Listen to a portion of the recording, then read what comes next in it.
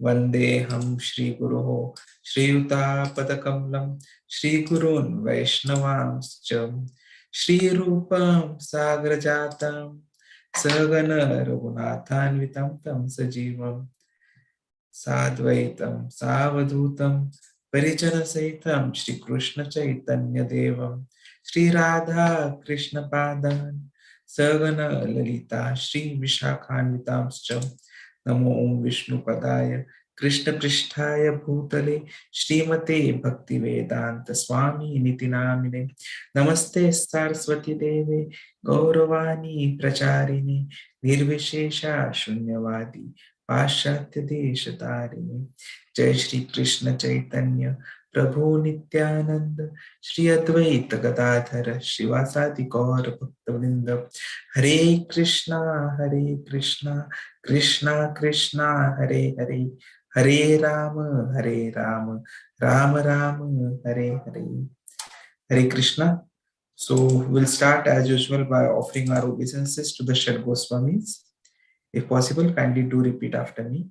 Nana Shastra Vicharnika Nipano Sadharma Sanstapako Lokanam Hitkarino Tribhuvane Manya Sharanya Karo Radha Krishna Padarvinda Vajna Nandena Mattaliko Vande Rupa Sanatano Raghuyuko Shri Jiva Gopalako.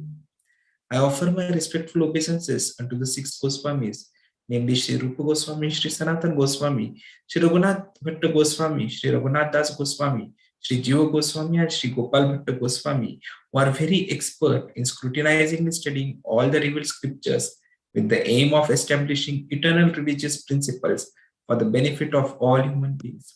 Thus, they are honored all over the three worlds, and they are worth taking shelter of because they are absorbed in the mode of the gopis and are engaged in the transcendental loving service of Sri Radha and Krishna. So let us first summarize whatever we have read till now. So we have seen that there are the four waves of the ocean. The eastern side is talking about the Bhagavad Bhakti Bhed, wherein we'll be understanding Samanya Bhakti, general description in this chapter, which we have completed yesterday. Then it is about the Sadhana Bhakti, which is from chapter 2 to 16, then Bhava Bhakti, and the ultimate, which is the Prema Bhakti. These two important shlokas, shloka number 11, which talks about the definition of pure devotional service, and shloka number 12, which talks about the definition of best devotional service. Anyabhilashita shunyam jnana karmadi anavritam anukullena krishnanu shilanam bhaktiruttama. So important words here are Anyabhilashita shunyam, that is devoid of all other desires, Anukullena, which is to be favorable to Krishna, Anushilanam, cultivation by following the footsteps of the Acharyas, Jnana Karmadi Anavritam, wherein we are not covered by any karma or jnana. Then the 12th shloka, Sarvopadi Vinirmukten Tatpatvena Nirmalam Rishikena Rishikesha Sevanam Bhakti Ruchyate. Sarvopadi Vinirmukten, which means free from all material designations, Tatparatvena, taking Krishna as the highest object, Sevanam, service, and Nirmalam, which is faultless. Three characteristics: devotional service is for Krishna, it is an active engagement, and it is executed with favorable intent. Then we saw the characteristics of pure devotional service as Kleshagni, Shubhadan, Moksha Lagukrita, Sudurlabha, Chandrananda Visheshatma, and Shri Krishna Akarshini. We also saw that whatever sufferings we suffer, the root cause is ignorance, the avidya, which gives rise to desires, the bijam, it acts as the sin, makes us to do the sins, so it is papam, and as a result of that, we are suffering. So the chronological manifestation of the six characteristics is something like this. The moment we are becoming better in sadhana bhakti or the sadhana practice, then we get relief from all distress and we start understanding all auspiciousness. Then the other two characteristics, that is deriding depression and something which is very difficult to attain, is going to be seen when we reach the bhava bhakti or the beginning of perfection stage. And at the Prema Bhakti level, it is going to be incalculable bliss, and we are going to be actually attracting Krishna. So Krishna is going to take us back. So this is what we have seen. Important aspect here was Shri Krishna Akarshini, because when we are doing the devotional service, what we are doing is we are following in the footsteps of Radharani and devotees in Vrindavan. And since directly Radharani is the one who is equivalent to Krishna, the devotional service, so we are able to attract Krishna. The examples are that of Pandavas and the Prahlad Maharaj. Radharani is the most important aspect. So we have to please Radharani, we have to follow her, and as soon as we do it, then she is the one who is going to recommend us to Krishna. And once we are recommended to Krishna, then we'll be getting the benefits. So this is all what we have covered, and now we'll continue with the latest chapter. So I'm hopeful that most of you have already read the books and you are going through all the documentation which we have shared and understanding. If you are having any queries, hopefully you will be raising them periodically. So as we move to chapter 2, it is talking about devotional service in practice, or the Sadhana Bhakti. So now we have understood that there are 3 categories of devotional service: the Sadhana, the Bhava, and the Prema.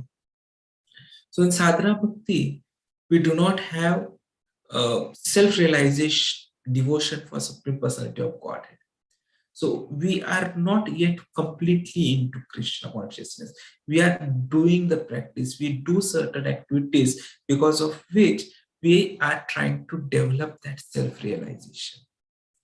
In Bhava Bhakti, what is going to happen is we would have become self-realized, and we'll have an affection for Supreme Personality of Godhead, Krishna.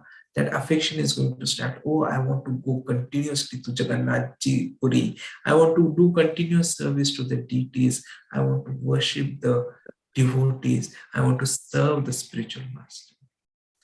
And then when we go to the Prema stage, the affection will be so deep that it will be the greatest extent. We cannot simply live without Krishna, or we cannot think of anything else than Krishna, because we would have achieved the perfection of love, the perfection of Prema. And that is what our ultimate objective is. So the question comes, if you have to start with Sadhana Bhakti, then who all are eligible for Sadhana Bhakti? Now this is what we are going to be understanding in this chapter 2. So who is eligible for Sadhana Bhakti? The answer is very simple. Attraction to pleasing Krishna is the only requirement for beginning to practice pure devotional service. So, if we are able to have attraction to how to please Krishna, then it is done. Then we can start doing the pure devotional service. So we have to, how do I please Krishna? How do I keep him satisfied? That is the eligibility. But then the question comes, how will this attraction develop? Because it is not there automatically. So the scriptures say that this attraction results from devotional service performed in previous lifetimes. Now see, attraction to pleasing Krishna is the source by which devotional service is going to start. But devotional service is going to, this attraction is going to develop because of devotional service. So it is all cyclical. Yea, then this, then this, then this. So what is it that is going to be first? How do we analyze it? Because finally, it is circular. If we have devotional service, then we'll get attraction. If we have attraction, then we'll get devotional service. So how do we understand this concept? Because one requires attraction to develop devotional service. So the answer is, it all comes when we get the mercy of a pure devotee. The attraction, the desire, it all develops, but it requires the mercy of a pure devotee. So devotional service begins only with causeless mercy of a devotee.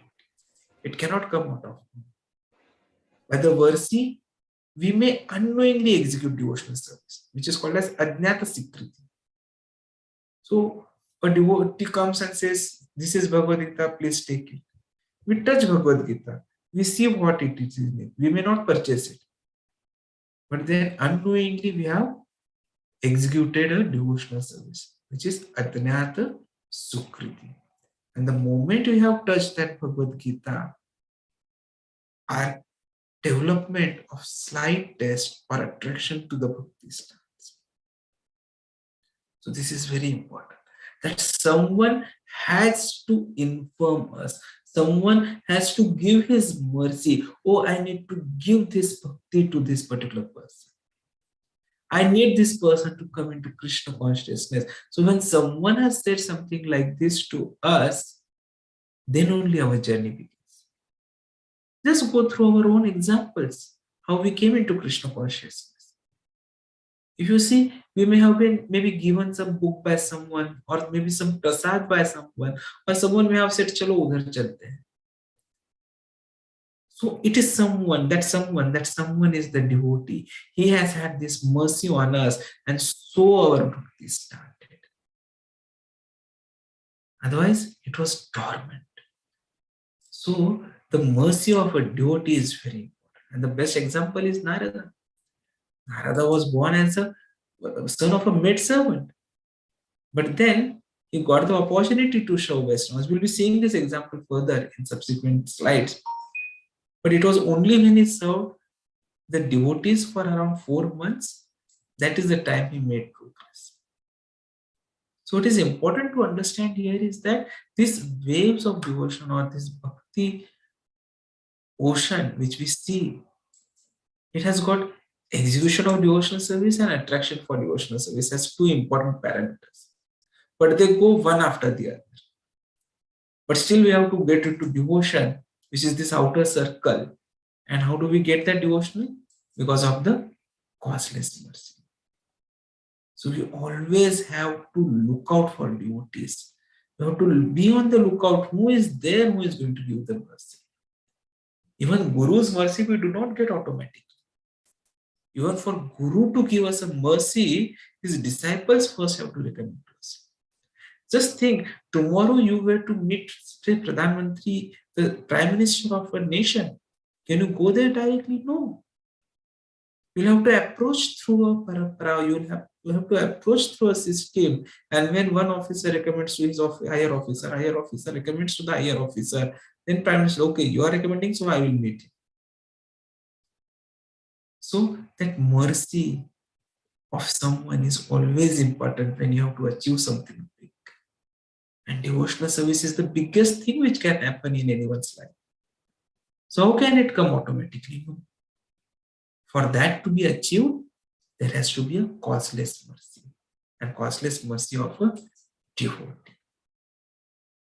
So what we see is that attraction or taste is the most important aspect or most important qualification. So what does attraction mean? So basically it is a qualification for making commitment to systematic cultivation of sadhana. So that commitment, the moment we make that commitment, yes, we will do all these things, A, B, C, D. That becomes our qualification. That becomes the procedure by which the sadhana bhakti is going to be started. So that commitment will be required for attraction to develop, but there is no qualification required for getting the mercy. So Ajnat Sukriti can come automatically, but sadhana bhakti will come with commitment. But you have to remember again here, see, something is that whatever advancement we make, whatever sadhana bhakti we do, whatever bhakti we do, it is eternal. It does not end. The spiritual advancement that we make is eternal. It is forever. Suppose we are playing some game. Say, let us suppose we are playing this. We have this snakes and ladders game, which we have been playing since childhood. So the moment we go up, and suppose there is a snake which comes, which is going to kill us, what happens is we again come back down. Now we have seen that the life after life, we are changing our bodies. There is Dehantar Prapti. So we may have reached a certain level of bhakti, and then unfortunately we get death, and then we have to take another birth. We may get another body.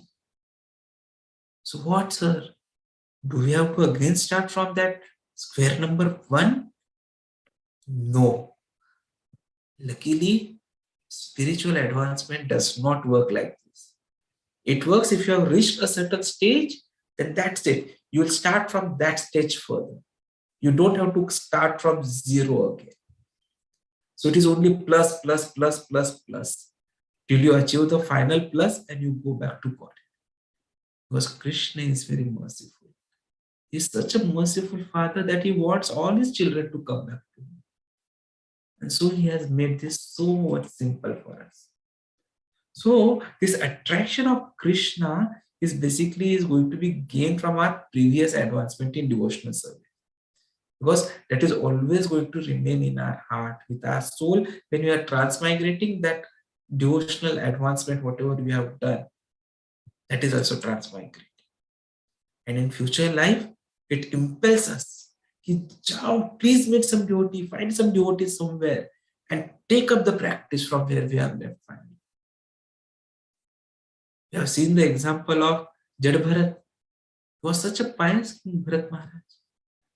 So he had left everything. He had gone to forest. But unfortunately, at the time of death, he became attached to a deer. And so he took a birth as a deer in next birth. But then he remembered that this is a mistake which he had done. So as a deer, he practiced proper devotional service. He was taking only dry grass, it is said. He perfected that deer's birth, and next birth he took as Jadabharan. And as soon as he took birth, he did not want to get attached to anyone. So he lived just like a madman because he did not want any kind of attachment to anyone. And that is how he continued his life, perfected it, and went back to God. So he did not have to start from zero. What is Krishna? What is the objective of my birth? Am I soul? Am I body? No. The moment he has reached a certain stage, he has just moved further and further and further. That is the benefit of spiritual bhakti. It never goes to zero. It always keeps on adding. And that is why when we see certain devotees in Krishna consciousness, they begin at different levels. Some people come one day and third day, fourth day, they are doing 16 rounds of chanting. Some people, they come and even 20, 25 years later, they are just doing 8 rounds or 10 rounds of chanting. So why there's a difference? It's because what they have done in the previous birth, the level they have reached in the previous birth. So we continue with the qualification discussion. So once qualification basically is going to depend upon our test or attraction to Krishna. So that test or attraction to Krishna is very important. The more pronounced the test, the greater is our qualification to do the bhakti. And that is why still Rupa Goswami states on page number 19, the person eligible for Krishna consciousness or devotional service can be classified by his particular test. So much of importance he has given to this particular aspect. And that also explains how we advance. So our advancement is not on our intellectual capabilities. Okay, I am a doctor, I am IAS, I am engineer, and he is just 10th pass. So I will advance faster, he will take more time to understand the knowledge. No. It's not on our intellectual capabilities. It is on our test for hearing the Krishna Katha. Prabhupada ji writes that persons who have a natural test for understanding books like Bhagavad Gita and Srimad Bhagavatam, for them, devotional service is easier than those who are simply accustomed to philosophy or argumentative processes or speculation. So your intellectual capabilities, in fact, are what I'll say, roadblocks on your advancement. Because you try to question everything. While what the Shastras say is, you need not question. You have to simply follow. And when you simply follow, you get the best results. That is what Prabhupada has mentioned on page number 19. If we see, there are scriptural evidences also for it. Like shloka number 14 of Bhakti Rasamrita Sindhu itself, second chapter says, Ye ken api ati bhagena jata shraddhasya sevane na ati sakto na vairagya bhaga asyam adhikarya asau. One who has become purified by association with great devotees, engaged in the service of the Lord, who is not overly attached to material enjoyment, nor overly attached or falsely renounced, such a person is qualified candidate for devotional service. What does the shloka say? That first we have to become purified by association with great devotees. Secondly, we have to then engage in service of Lord. Thirdly, we should not be too much attached to material enjoyment or even falsely renounced. Just normal. Then we are qualified candidate for devotional service. So this is what we have to understand. There are scriptural injunctions. If we go, there's one more scriptural injunction, wherein in Srimad Bhagavatam 11th canto 20th verse, 20th chapter 8th verse, which is also repeated in Bhakti Rasamrita Sindhu 2nd chapter as 15th shloka is, Yat achrayamat kathadau jata shraddha astu yah puma na nirvinno nati sakto bhakti yogasya siddha siddha. What does it mean? If somehow or other, by good fortune, one develops faith in hearing and chanting my glories, such a person, being neither very disgusted with nor very much attached to material life, should achieve perfection through the path of loving devotion to me. So again, these important aspects. That good fortune. When this shloka is talking about good fortune, what it means is the mercy of a devotee. Only if you have good fortune, then you will get the mercy of the devotee. So if by that mercy, by that good fortune, what happens next is we have to develop the faith in hearing and chanting about Krishna, my glories. Then we will neither be disturbed by material life nor attached to it. Once this level comes, then that person can achieve perfection through path of loving devotion to Krishna. It's not that this ends here. There's one more scriptural injunction which I could find. Where does it come from? It comes from now Chaitanya Charitamrita, Madhya Leela. Brahmanda Brahmite Kona Bhagyavana Jiva Guru Krishna Prasada Paye Bhakti Lata Bija. Very important shloka. Because it says, according to the karmas, all living entities are wandering throughout the entire universe. Some of them are being elevated to the upper planetary systems, and some are going down into the lower planetary systems. Out of many millions of wandering living entities, one who is very fortunate gets an opportunity to associate with a bona fide spiritual master by the grace of Krishna. By the mercy of both Krishna and the spiritual master, such a person receives the seed of the creeper of devotional service. Such an important aspect. So, very first of all, it clarified that it's Brahmanda Brahmiti. We are wandering throughout the universe. We are either going up because of our punya or we are going down because of our papa.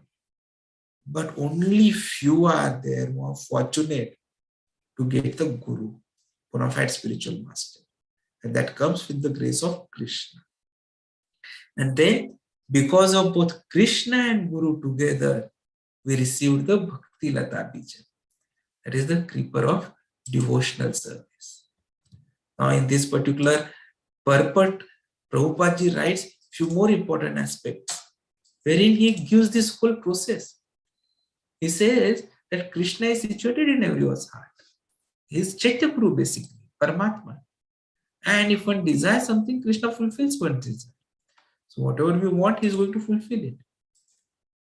If living entity by chance comes in contact with Krishna consciousness movement and wishes to associate with them, then Krishna, who is situated in our heart, gives us the chance to meet a bona fide spiritual master.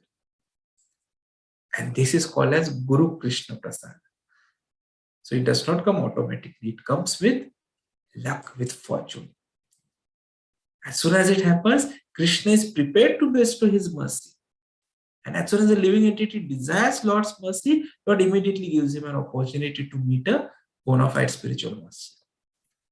Such a fortunate person is then fortified by both Krishna and spiritual master, and he is helped from within by Krishna and from outside by spiritual master, and both of whom are prepared to help the sincere living being become free from material bondage. So this is the importance, that somehow we have to develop that desire. The moment we develop that desire, the Chaitya Guru, the Paramatma, is going to help us to meet the spiritual master. We'll get the Guru Krishna Prasad. We'll be fortified from within outside, as well as outside. And both Guru and Krishna will help us to become free from these material bondages, the trigunas which have captured us continuously. In the same purport, Prabhupada further mentions few more important aspects.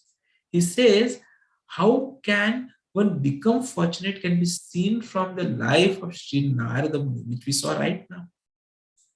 So as a boy, Narada Muni took the opportunity to engage in the service of the Vaishnavas.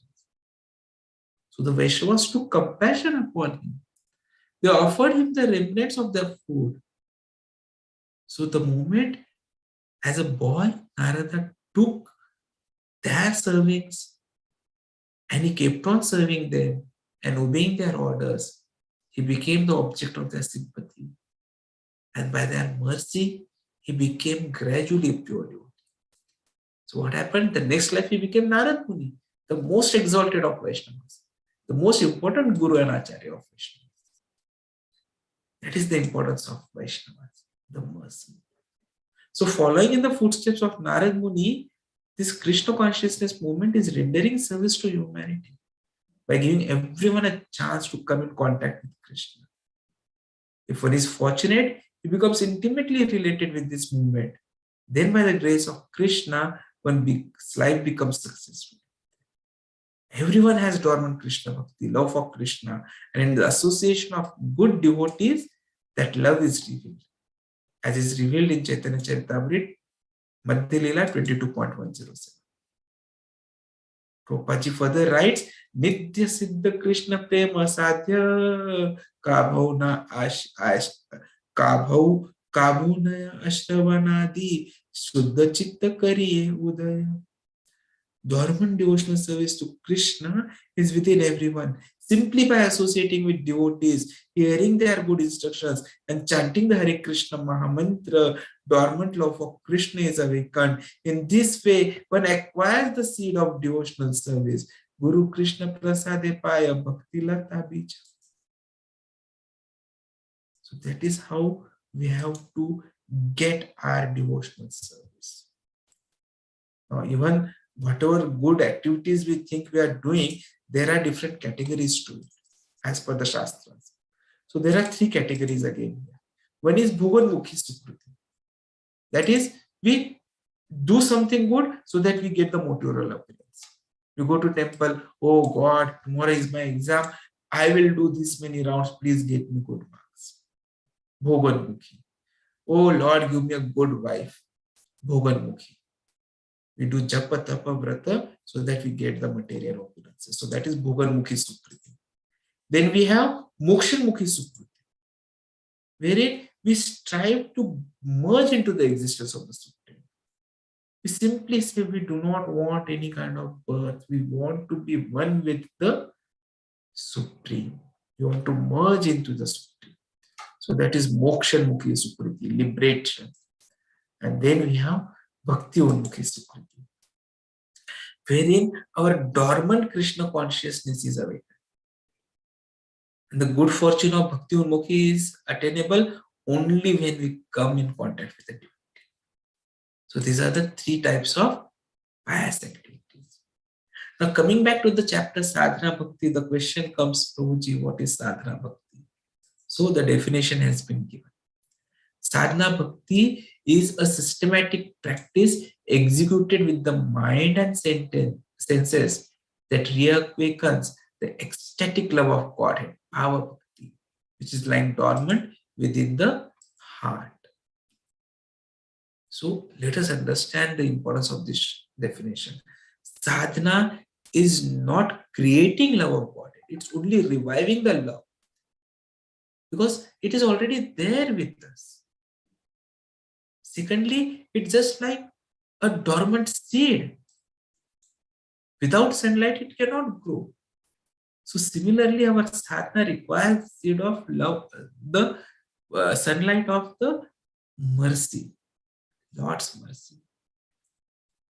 Sadhana Bhakti is a process basically by which we are purifying the heart and attracting the Lord's mercy to descend and revive our dormant love of God. The analogies which are given here, if you read the book, is a child learning to walk or the patient recovering himself. Now a child, he knows how to walk. He has those senses. Only thing is, he is not remembering it. So when mother picks one hand, finger, slowly makes him walk. It's not that it is created. That ability to walk is already there in the child. The mother is only enabling it. Or when we go to think of a patient being a doctor, when patient comes, we are not giving health to. What we're doing is we are just reviving the health. There's some, what I'll say, adulteration which has happened, because of which his health has been camouflaged. So as doctors, we are just removing that camouflage and the health comes back again. So similarly, this love for Krishna, the Shuddha Bhakti, is there with us. Only thing is, it has been camouflaged by the material world, by the material energy, by the Maya, by the Trigunas, which are exerting that pressure on us. So what Sadhana Bhakti means is that we are reviving it, we are removing it. The definition in Bhakti Rasamrita Sindhu is Kruti Sadhya Bhaveta Sadhya Bhava Sa Sadhana Vida Nitya Siddhasya Bhavasya Prakatya Vrudhi Sadhyata. When transcendental devotional service by which love for Krishna is attained is executed by the senses, it is called Sadhana Bhakti or the regulative discharge of devotional service. Such devotional service eternally exists within the heart of every living entity. The awakening of this eternal devotion is the potentiality of devotional service in practice. A few important words in this. First, this is a transcendental devotional service. Eternal, spiritual, it's always there. And what does it do? It helps us to get the love of Krishna. And how to get this devotional service? By executing with our senses. So when we execute the devotional service by the senses, then it is sadhana bhakti, or in English, Prabhupada calls it as regulative discharge of devotional service. So this is something which you have to remember, that we have to use our senses and we have to awaken the devotional service. So once we understand it, once we go through it, let us understand few important aspects. First, it is a systematic process because we have to awaken the ecstatic love of Godhead.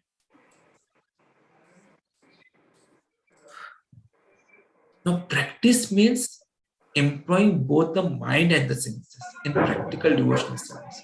It's not only your senses, but even our mind has to be used. And this practice is not for developing something artificial. It is already there in us. We are only reviving it. So the practice does it. What the practice also does is it makes us become cured of madness. Now, a man's mental disease is cured by a psychiatrist. So, Sadhana Bhakti cures our conditioned soul of the madness, the material illusion. Finally, illusion is a psychiatric element. So, currently we are under the illusion of Maya. That this is mine, that is mine, I am boss, he is employee, I am husband, she is wife, I am son, she is mother. These are all illusions. And under this spell of Maya, our soul is considered as mad. So Sadhana Bhakti removes this madness. These practices remove this madness. Basically, Sadhana Bhakti is doing the work of being what I'll say, pushing. They keep on pushing us. It's a pushing process. Prabhupada ji writes that we have got devotion for Krishna, which is a fact. But we are separated, we have forgotten. But as soon as we do the regulative principles by the order of spiritual master or as per the injunctions of Shastras, our devotional service begins. That is what the students are doing. So the devotional service is a pushing process. As soon as the energy comes, then automatically clack, clack, clack, clack, clack. No more pushing is required. It becomes automatic. But initial pushing is very much required, is what Prabhupada ji has said. So, most important part of sadhana is that it is a process of reviving our love. The important process is to always remember Lord and never forget Him. Even Narad Muni says the same thing to Yudhishthir Maharaj in 7th Canto 1.32. My dear king, one has to fix his mind on Krishna by any means. So, if you want to be effective in devotional realization, we must perform all our activities as an inspiration to remember Lord. And Lord Chaitanya has given us the most efficacious means for constantly remembering Krishna. Chanting of the Hare Krishna Mahamantra. Hare Krishna, Krishna Krishna, Hare Hare, Hare Ram, Ram Ram. Just simple mechanism. And the moment we do it, we become successful. So the chapter further is going to tell us about the two types of sadhana bhakti, that is Raganuga Bhakti and Vaidhi Bhakti. Raganuga is something which is spontaneous and Vaidhi is something which is regulated. Spontaneous means the inspiration is natural. It's already there to please Krishna. And when we do it, it is Raganuga Bhakti. And Vaidhi means there is no natural attraction or inspiration. But it comes because of the scriptures or orders of spiritual master. Then it is the Vaidhi Bhakti. So since we are already at 8:45, we'll wait for the day. We'll continue further from where we are left today. Vancha kalpatarubhescha kripa sindhu bhayavacha patitanam pavanebhyo vaishnavebhyo namo namo.